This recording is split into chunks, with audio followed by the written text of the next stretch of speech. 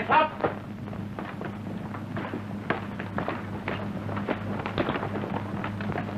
गोपाल भैया, आप यहाँ? आप तो अहिंसा के पुजारी थे ना? झूठ!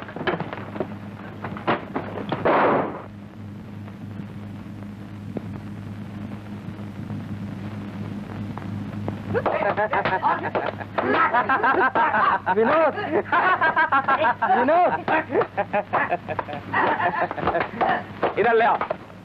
राम, तो किसी को बचाने के लिए तुम अपने बाप पर भी हाथ उठाने से द्वेष नहीं करोगे?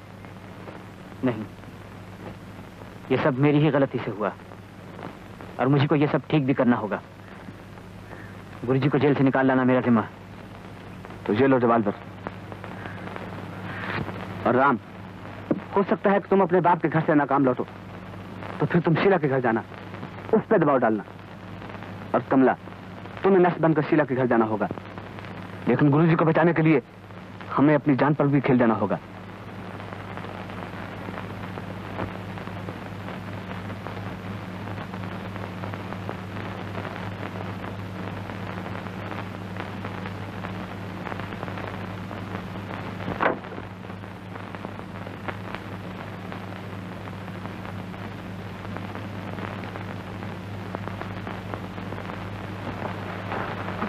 जानते हो ना, हुकूमत ने तुम्हारी गिरफ्तारी के लिए 10,000 रुपए इनाम रखे हैं।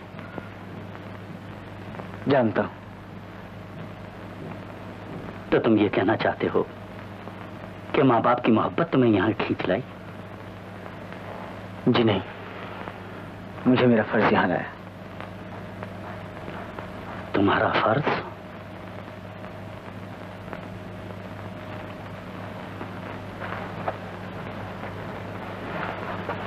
माँ बाप के लिए भी तो तुम्हारा कुछ फर्ज है। मगर मेरा और आपका रास्ता अलग अलग है पिताजी। राम, तुम अपना रास्ता छोड़ दो, मैं तुम्हें अब भी बचा सकता हूं। आप मुझे बचा सकते हैं? हाँ। तो आप गुरुजी और गोपाल भैया को भी रिहा कर सकते हैं।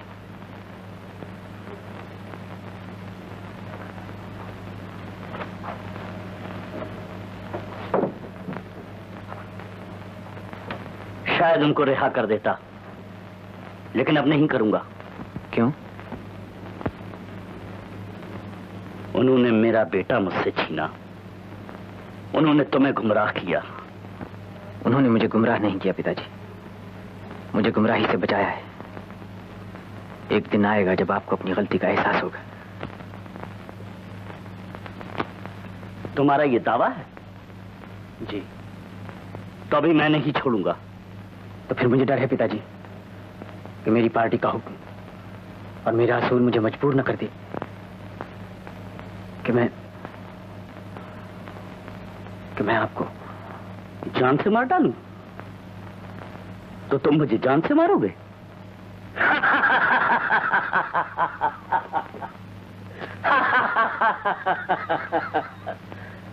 बेटा बाप की जान लेगा? हाँ, मुझे बहुत खुशी हुई कि तुम अपने उसूलों के लिए अपने बाप की जान ले सकते हो।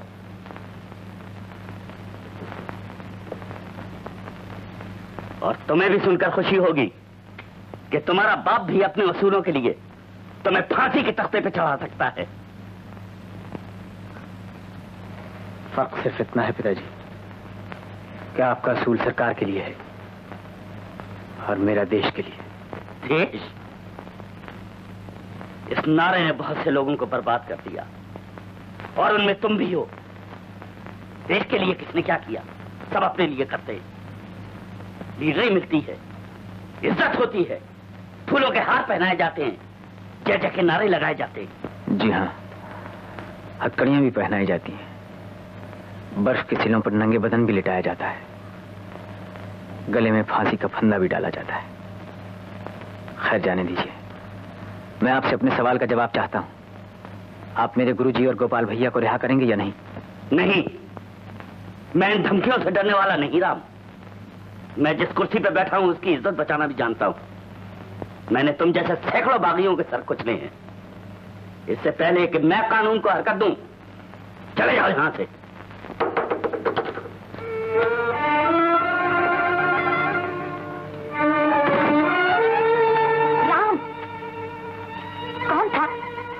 अरे आप किससे बातें कर रहे थे? आवाज तो मेरे राम की मालूम होती थी। कहाँ है राम? कोई नहीं, यहाँ तो कोई नहीं।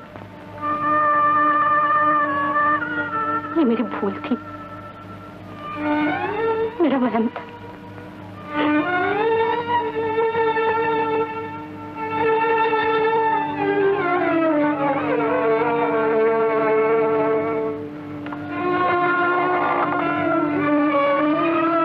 देख लिया अपनी माँ को? हमें ये सुख दिया है तुम्हारी देशभक्ति ने। आपने एक ही माँ को रोते देखा है पिताजी। हुकूमत के पंजे में तड़पती हुई लाखों माँ को रोते नहीं देखा।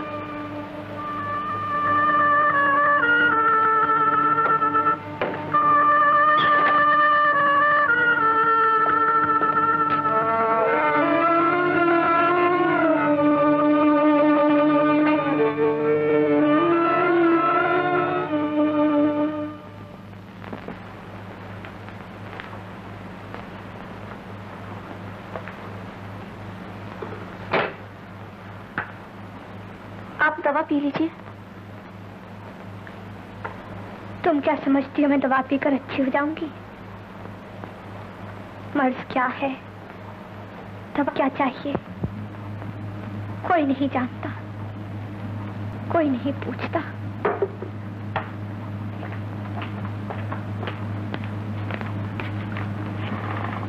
कोई पूछे तो आप बताएंगे?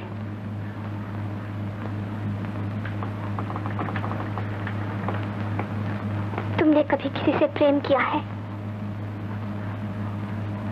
नहीं, तो तुम क्या समझोगी? किसी की सूरत देखना मेरा इलाज है, किसी की बातें सुनना मेरी दवा है। मगर कौन जाने वो कहाँ है। आप उन्हें पुकारिए, शायद वो आ जाए। उन्हें पुकारते पुकारते तो मेरा ये हाल हो गया है।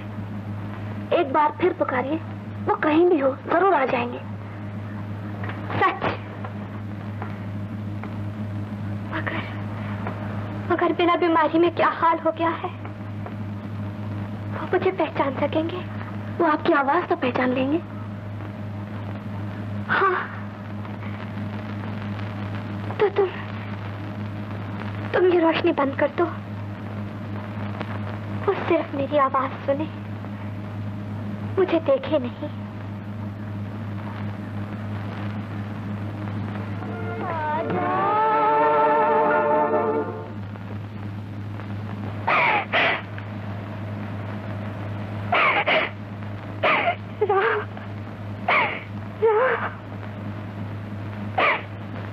शील, तुम जब भी मुझे याद करोगी, मेरे सांस की आवाज तुम्हें सुनाई देगी।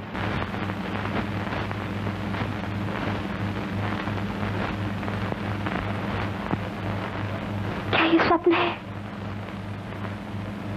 नहीं, नहीं, मैं तुम्हें देख सकती हूँ राम, मैं तुम्हें छू सकती हूँ राम। मुझे यकीन था तुम आओगे।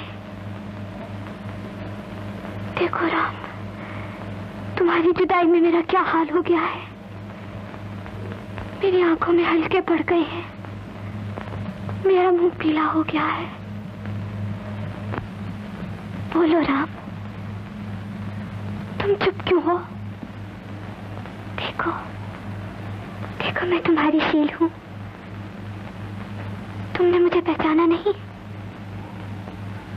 पहचाना तो, पर बहुत देर में। मैं पत्थर की मूर्ति को देवी समझता रहा, कांटे को फूल समझता रहा, तुम्हारे फरेब को मोहब्बत समझता रहा। ये तुम क्या कह रहे हो? हाँ शीला, बहुत देर हुई मुझे तुम्हें पहचानने में। बड़ी भूल हुई मुझसे, और इस भूल में मैं अपना सब कुछ खो बैठा। राम, लेकिन अब मैं होश में हूं। तुम्हारी आंखों के हल्के और तुम्हारे सूखे हुए होंठ में देख रहा हूं। लेकिन उस दिन इसी कमरे में विनोद के सीने पर तुम्हारा प्यार से झुका हुआ सर भी मैंने देखा था, इन्हीं आंखों ने देखा था। उस दिन तुम खुश थी और यही देखकर मैंने मौत का उठता हुआ हाथ उस पर से रोक लिया। तुम मेरे कागजात उसे देकर यह समझी थी कि मैं पकड़ा जाऊंगा, मुझे फांसी हो जाएगी और तुम्हारे रास्ते के तमाम कांटे दूर हो जाएंगे। लेकिन तुम्हारी ये ख्वाहिश भी पूरी नहीं हुई शीला। उस रोज भी अगर मैं चाहता तो उसे वहीं खत्म कर देता, लेकिन मुझे ये ख्याल आ गया कि मैंने कभी किसी से मोहब्बत की थी। मुझे किसी के उजड़ते हुए सुहाग का ख्याल आ गया। खैर, मैंने ये गिले शिकवे करने आया हूं ना तुम्हें देखने। मुझे एक जरूरी काम यहां लाया है। एक जरूरी काम? हाँ, विनोद से कह दो गुरुजी और गोपाल भैया को रिहा कर दे। मैं क्यों उनसे कहूं? मैंने तो तुम्हें धोखा दिया है ना, फिर मैं तुम्हारा काम क्यों करूं? अपना सुहाग कायम रखने के लिए। अगर विनोद ने उन्हें न छोड़ा तो वो भी जिंदा नहीं रह सकता। शीला, राम, विनोद आ रहा है। तुम अच्छी तरह सोच लो।